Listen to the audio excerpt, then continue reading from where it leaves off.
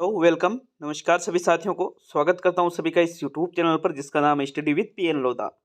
साथियों, REET mains exam 2023 के लिए लाइव टेस्ट नंबर 21 लेकर आया हूं शैक्षिक तकनीकी और परिदृश्य से, जिसमें आपको जो शैक्षिक तकनीकी है परिदृश्य के अंतर्गत जैसे आपके शैक्षिक नवाचार आ जाते हैं या फिर विभिन्न संस्थाएं आ जाती है, फ्लैगशिप योजनाएं आ जाती है, आरटी 2009 है, एनईपी 2020 है, इन सभी टॉपिक्स से ये जो गोल्डन टेस्ट सीरीज चलाई जा रही है 30 टेस्टों की, तो आज आपके लिए ये 21वां टेस्ट है। इसके पहले के 20 टेस्टों की भी मैंने प्लेलिस्ट बना रखी है। साथियों, ये जो पेपर है रीट मेंस एग्जाम लेवल 1 और लेवल 2 के लिए बेहद उपयोगी है, तो वीडियो को पूरा देख करके जाइएगा।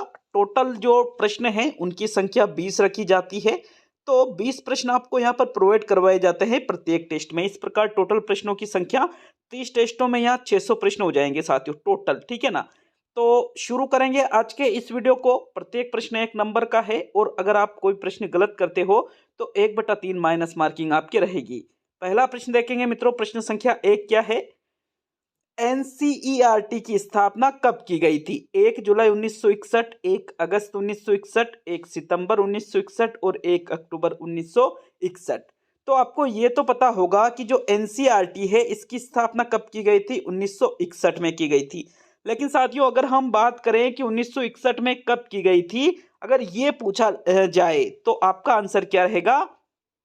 जो 1961 की 1961 तो यहाँ पर आ ही रहा है, लेकिन 1961 में भी कब? 1 सितंबर 1961 को कब की गई थी साथियों? 1 सितंबर 1961 को ही एनसीईआरटी की स्थापना की गई थी। विकल्प नंबर जो 3 है आपके प्रश्न संख्या 1 का सही उत्तर है। प्रश्न संख्या 2 की ओर बढ़ेंगे। देखो, दूसरा प्रश्न देखेंगे। दिव्यांग, जिसको CWSN विशिष्ट आवश्यकता वाले बालकों के अंतर्गत हम रखते हैं, विद्यार्थियों को ई कंटेंट उपलब्ध करवाने वाला भारत का प्रथम राज्य कौन सा है? मध्य प्रदेश है, उत्तर प्रदेश है, महाराष्ट्र है और राजस्थान है। तो बताइए प्रश्न संख्या 2 में कौन सा विकल्प सही रहेगा? देखिए, आपके एप्लीकेशन जो है स्टडी विद पीएन लोधा, जिसमें 149 रुपये वाला जो कोर्स है, इस कोर्स में कल से सब्जेक्ट की टेस्ट सीरीज शुरू कर दी गई है। जीके तो हमने काफी ज्यादा पढ़ ली है, शिक्षण विद्या है, साइकोलॉजी है, ये चीजें तो हमने काफी ज्यादा टेस्टों के माध्यम से हल कर लिए है। साथियों, कल मैंने हिंदी जो संज्ञा और सर्वनाम वाला टॉपिक है लेवल 2 के, लेवल 1 के लिए भी वो उपयोगी है हालांकि, लेकिन लेवल 2 को हम आधार मानकर चल रहे हैं, तो उसका टेस्ट नंबर 2 डाला है हिंदी व्याकरण का। और कल ही SST जो सामाजिक अध्ययन वाले हैं लेवल 2 वाले, उनके लिए भी टेस्ट नंबर 1 जो सिंधु घाटी सभ्यता है वो कल डाल दिया था। आज भी आपको SST का भी टेस्ट मिलेगा, हिंदी का भी टेस्ट मिलेगा और आपको साइंस का भी टेस्ट मिलेगा साथियों। जो आपके सिलेबस है उसके अकॉर्डिंग ये सभी टेस्ट डाले जा रहे हैं। तो अगर आपने अभी तक ऐप को डाउनलोड नहीं किया है तो ऐप को डाउनलोड करके और 149 रुपये वाला कोर्स जरूर ज्वाइन करें। मात्र 149 रुपये में एग्जाम तक, जब तक आपका एग्जाम नहीं हो जाता वहां तक सिर्फ एक ही बार पे करना है, जिसमें आपको सारी चीजों की जो टेस्ट सीरीज है वो मिल रही है साथियों। तो ऐप डाउनलोड का लिंक मैंने कमेंट बॉक्स में भी दिया है और आप प्ले स्टोर पर जाकर भी ऐप को डाउनलोड करके कोर्स को ज्वाइन कर सकते हो। देखिए, प्रश्न संख्या 2 का सही आंसर देख लेते हैं। दूसरे प्रश्न में अगर हम सही आंसर की बात करें तो जो CWSN छात्र है इनको ई कंटेंट उपलब्ध करवाने वाला भारत का प्रथम राज्य कौन सा है साथियों? राजस्थान है। विकल्प नंबर 4 आपके प्रश्न संख्या 2 का बिल्कुल सही उत्तर है। प्रश्न संख्या 3 की ओर बढ़ेंगे। तीसरा प्रश्न देखते हैं। मुख्यमंत्री राजश्री योजना जो 1 जून 2016 में शुरू की गई थी के अंतर्गत बालिकाओं को आर्थिक सहयोग में प्रथम किस्त में कितनी राशि दी जाती है? 2500 रुपए की, 4000 की, 5000 की और 11000 की। तो साथियों, तीसरे प्रश्न का सही आंसर बताइए। प्रश्न संख्या 3 में आपके कौन सा विकल्प सही रहेगा? देखो, एक योजना है जिसका नाम क्या है? मुख्यमंत्री राजश्री योजना। कब से शुरू की गई? इसको 1 जून 2016 से इस योजना की शुरुआत की गई और इसमें टोटल 50,000 रुपए की राशि बालिकाओं को सहायता प्रदान की जाती है, आर्थिक सहायता, जिसमें जो प्रथम किस्त डलती है उस प्रथम किस्त की जो राशि होती है वो होती है 2500 रुपए की। कितने की होती है साथियों? 2500 रुपए की होती है। विकल्प नंबर 1 आपके तीसरे प्रश्न का सही आंसर है। प्रश्न संख्या 4 की ओर बढ़ेंगे। चौथा प्रश्न देख लेते हैं। प्रश्न संख्या 4 में क्या पूछ रहा है? देखिएगा चौथे प्रश्न को। बालिका शिक्षा फाउंडेशन की स्थापना कब की गई थी? 30 मार्च 1995, 30 अप्रैल 1995, 30 मई 1995 और 30 जून 1995।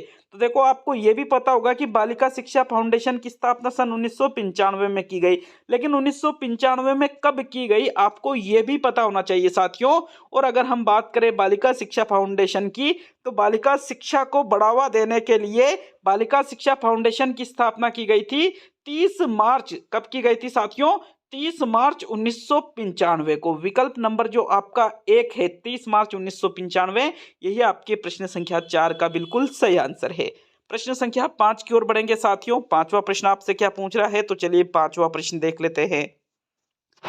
शिक्षा वाणी के लिए गुणवत्तापूर्ण शिक्षण सामग्री का निर्माण इनमें से किसके द्वारा किया जाता है? एनसीईआरटी के द्वारा किया जाता है, न्यूपा के द्वारा किया जाता है, बीएसईआर के द्वारा किया जाता है, या एससीईआरटी के द्वारा किया जाता है? तो प्रश्न संख्या 5 का सही उत्तर बताइए। देखिए, शिक्षा वाणी एक रेडियो कार्यक्रम है साथियों, ठीक है ना, ये रेडियो शैक्षिक कार्यक्रम है, ये जो मतलब शैक्षिक कार्यक्रम है जो रेडियो पर प्रसारित होता है। और इसकी गुणवत्तापूर्ण इसमें शिक्षण सामग्री उपलब्ध हो, इसके लिए गुणवत्तापूर्ण शिक्षण सामग्री का निर्माण किसके द्वारा किया जाता है? एससीईआरटी उदयपुर के द्वारा। किसके द्वारा किया जाता है साथियों? एससीईआरटी उदयपुर के द्वारा इस शिक्षण सामग्री का निर्माण किया जाता है। तो फिर आपके पांचवें प्रश्न का कौन सा विकल्प सही रहेगा साथियों? जो फोर्थ विकल्प है प्रश्न संख्या 5 का सही आंसर है। प्रश्न संख्या 6 की ओर बढ़ेंगे। छठे प्रश्न में क्या पूछ रहा है, तो चलिए छठा प्रश्न देख लेते हैं। अच्छा लगे वीडियो तो वीडियो को लाइक शेयर करके जाइएगा साथियों, और चैनल पर नए हो तो चैनल को सब्सक्राइब करके बेल आइकन ऑन कर लेना। रेगुलर यहाँ पर वीडियो आपको प्रोवाइड करवाए जा रहे हैं रीट मेंस एग्जाम 2023 के लिए, तो निश्चित रूप से चैनल को सब्सक्राइब करके बेल आइकन ऑन कर लीजिएगा। देखो, गार्गी पुरस्कार योजना कब शुरू की गई थी? 95, 96, 97 और 98। छठे प्रश्न में देखो, बालिका शिक्षा फाउंडेशन तो कब बना था? 1995 में बना था। अब साथियों यहाँ पर बात की जा रही है गार्गी पुरस्कार योजना की, और जो गार्गी पुरस्कार योजना है साथियों, इसकी शुरुआत कब की गई थी? 1998 ईस्वी में। और बालिका शिक्षा फाउंडेशन की कब की गई थी? 1995 ईस्वी में। तो दोनों में बिल्कुल भी आपको कंफ्यूज नहीं होना है। गार्गी पुरस्कार योजना पूछे तो 1998 आपका बिल्कुल सही आंसर होगा। देखिए, प्रत्येक वर्ष बसंत पंचमी के दिन गार्गी पुरस्कार प्रदान किया जाता है, यह भी प्रश्न आपको याद रखना है साथियों। कब किया जाता है? प्रत्येक वर्ष की बसंत पंचमी को। तो विकल्प नंबर 4 आपके प्रश्न संख्या 6 का सही आंसर है। प्रश्न संख्या 7 की ओर बढ़ेंगे। सातवां प्रश्न देख लेते हैं। प्रश्न संख्या 7, प्राथमिक शिक्षा में पोषाहार कार्यक्रम 15 अगस्त 1995 से लागू किया गया है, और इसे लागू करने वाला भारत का प्रथम राज्य है, कौन सा है? राजस्थान है, हरियाणा है, उत्तर प्रदेश है, और तमिलनाडु है। साथियों, सातवें प्रश्न का सही आंसर बताइए, कौन से विकल्प का चुनाव करोगे प्रश्न संख्या 7 में? देखो, अगर कोई प्रश्न नहीं आता है तो उसको आप छोड़ भी सकते हो, क्योंकि एग्जाम में भी आपको कुछ प्रश्न नहीं आने वाले हैं, समझ में भी नहीं आएंगे, पल्ले ही नहीं पड़ेंगे बिल्कुल भी साथियों। तो ऐसी स्थिति में हमें उस प्रश्न को छोड़ देना है, ताकि देखो, ये छोड़ने की जो आदत है आपको अभी से डालनी पड़ेगी, ताकि प्रश्न को आप छोड़ सको। तो बिल्कुल, अगर आपको कोई प्रश्न बिल्कुल भी पता नहीं है तो उसको आप मत किया करो। देखो, सातवें प्रश्न का सही आंसर देख लेते हैं। आपके सातवें प्रश्न में भी चौथा ही विकल्प सही है साथियों। तमिलनाडु प्रथम राज्य था जिसने प्राथमिक शिक्षा पोषाहार कार्यक्रम को लागू किया था। किसने? तमिलनाडु ने। कब हुआ था ये कार्यक्रम लागू? 15 अगस्त 1995 से।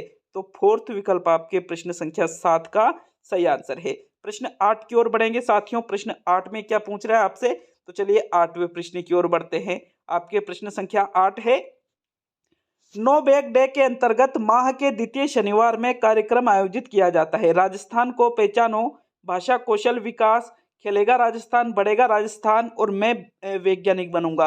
तो इनमें से देखो, राजस्थान में शनिवार के दिन जो गवर्नमेंट विद्यालय है इसमें नो बैग डे मनाया जाता है। प्रत्येक जो शनिवार आता है पूरे महीने का, प्रत्येक माह के प्रत्येक शनिवार के दिन क्या मनाया जाता है? No bag day. अब ये जो नो बैग डे का कार्यक्रम आयोजित किया जाता है, तो इसके अंतर्गत साथियों जो कार्यक्रम आयोजित किया जाता है, देखो, प्रथम शनिवार के लिए अलग कार्यक्रम फिक्स है, द्वितीय के लिए अलग है, तृतीय के लिए अलग है, चतुर्थ के लिए अलग है, और पांचवा शनिवार आता है तो उसके लिए अलग प्रोग्राम होता है। और यहाँ पर प्रथम जो शनिवार होता है इसमें तो राजस्थान को पहचानो कार्यक्रम आयोजित किया जाता है, और जो द्वितीय, यहाँ दूसरे शनिवार की बात की जा रही है ना, तो फिर दूसरे शनिवार के दिन भाषा कौशल विकास का कार्यक्रम आयोजित किया जाता है। कौन सा कार्यक्रम साथियों? भाषा कौशल विकास का कार्यक्रम द्वितीय शनिवार के दिन आयोजित होता है नो बैक डे के अंतर्गत। तो विकल्प नंबर 2 आपके प्रश्न संख्या 8 का बिल्कुल सही आंसर है। प्रश्न संख्या 9 की ओर बढ़ेंगे। 9वां प्रश्न क्या पूछ रहा है? विद्यालय प्रबंधन समिति की कौन सी धारा में कार्यकारिणी पदाधिकारियों के चुनाव का प्रावधान है? धारा 11 में, धारा 12 में, धारा 13 में और धारा 14 में। साथियों 9वें प्रश्न का सही आंसर बताइए। देखो एसएमसी की जो धाराएं हैं उनमें से वो कौन सी धारा है? धारा पूछी जा रही है यहाँ पर, तो इनमें से वो कौन सी धारा है जिसमें कार्यकारिणी पदाधिकारियों के चुनाव का प्रावधान है? साथियों प्रश्न संख्या 9 का सही आंसर बताइएगा। कौन से विकल्प का चुनाव करोगे? तो देखो अगर हम उस धारा की बात करें जिसमें कार्यकारिणी पदाधिकारियों के चुनाव का प्रावधान है, उस धारा की संख्या है धारा 13। कौन सी? धारा 13 जो है साथियों, इसी के अंतर्गत कार्यकारिणी पदाधिकारियों के चुनाव का प्रावधान है। कौन किसमें? विद्यालय प्रबंधन समिति में।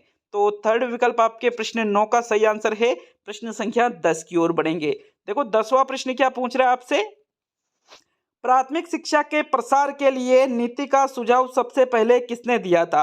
कोठारी शिक्षा आयोग 1964-66 ने, वुड घोषणा पत्र 1854 ने, माध्यमिक शिक्षा आयोग 1952-53 ने और इनमें से सभी ने।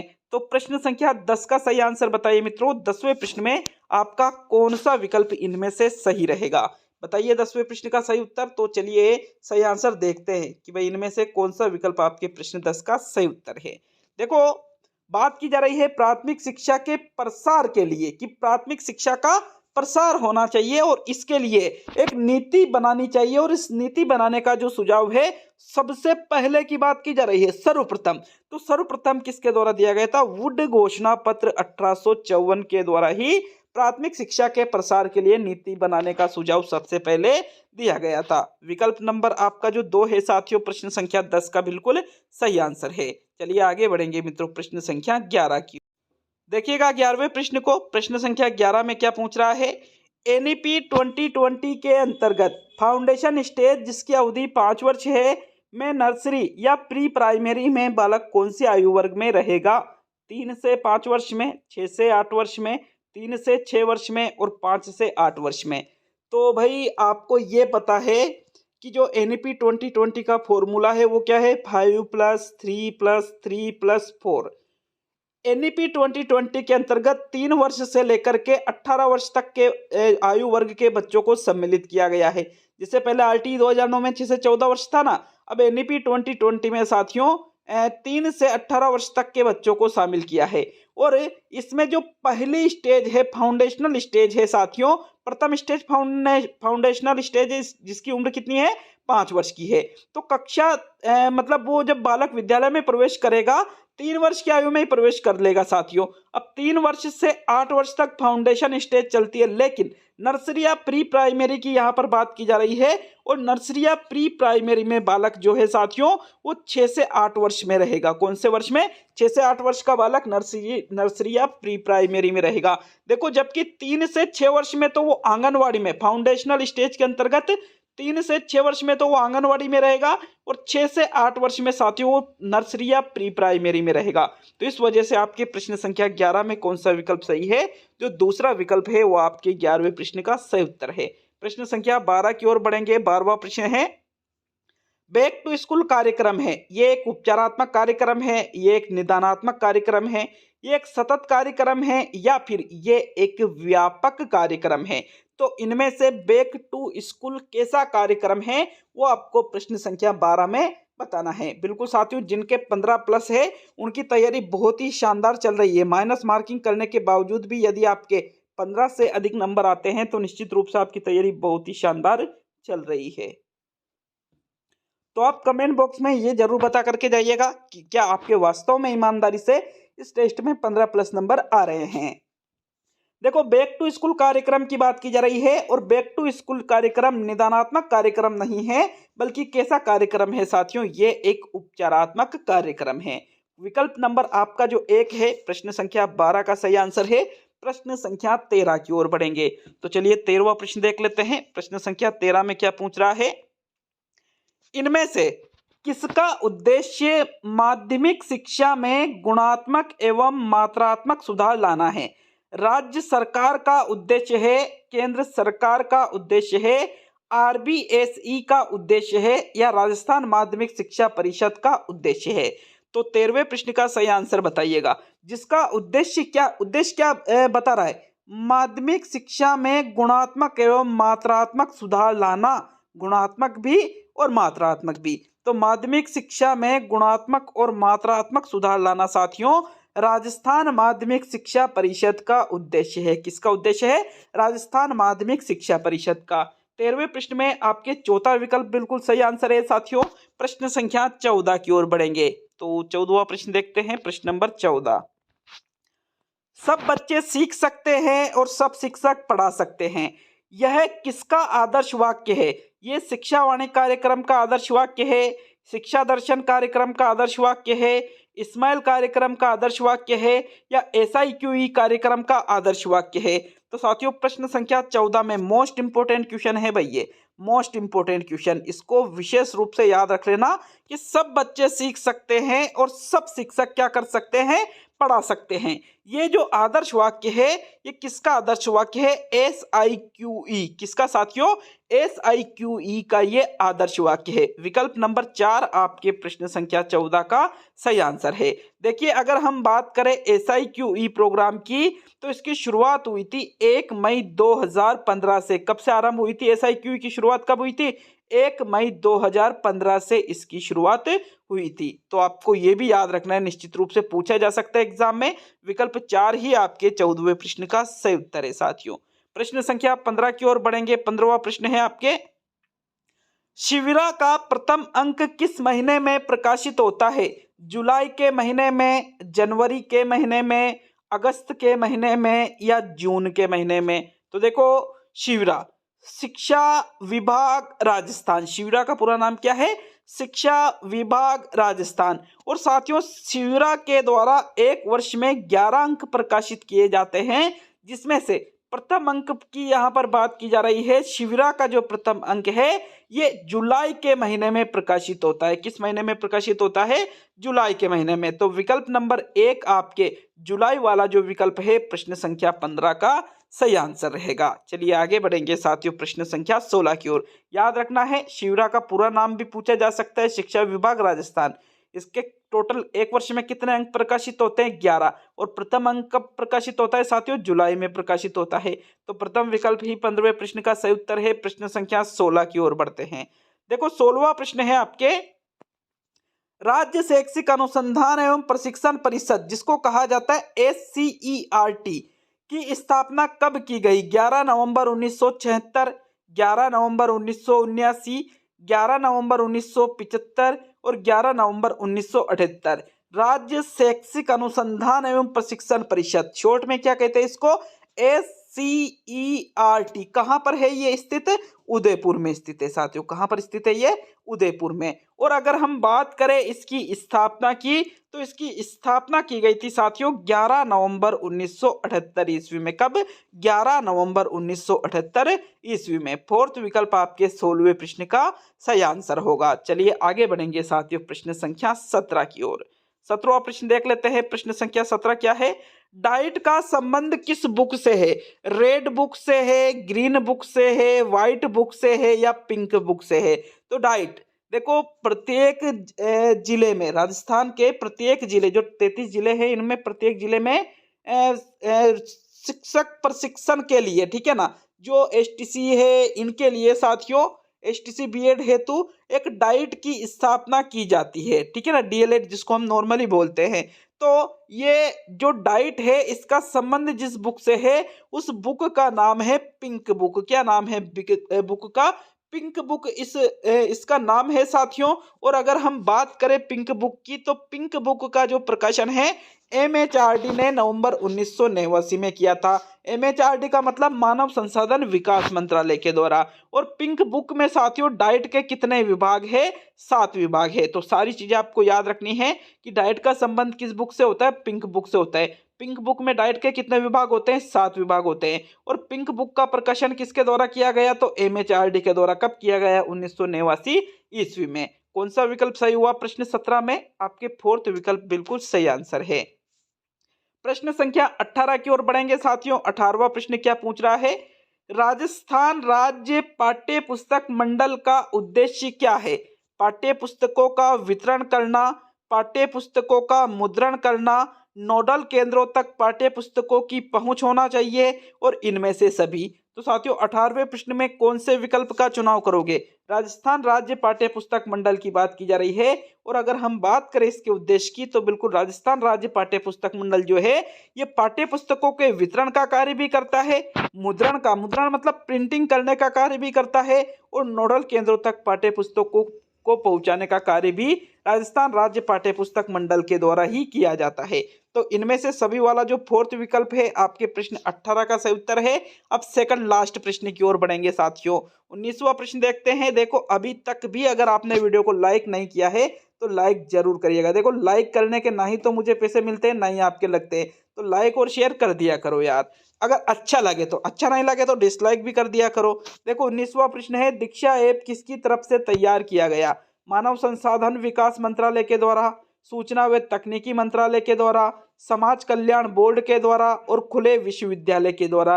तो इनमें से दीक्षा ऐप जिसकी तरफ से तैयार किया गया है वो बोर्ड, विश्वविद्यालय या मंत्रालय, आपको प्रश्न संख्या 19 में बताना है। साथियों 19वें प्रश्न का सही आंसर देखें तो बिल्कुल जो दीक्षा ऐप है ये मानव संसाधन विकास मंत्रालय के द्वारा तैयार किया गया। किसके द्वारा? मानव संसाधन विकास मंत्रालय के द्वारा। विकल्प नंबर आपका 1 19वें प्रश्न का बिल्कुल सही उत्तर है मित्रों। प्रश्न संख्या 20 की ओर बढ़ेंगे। तो चलिए 20वां प्रश्न देख लेते हैं जो आज का अंतिम प्रश्न है।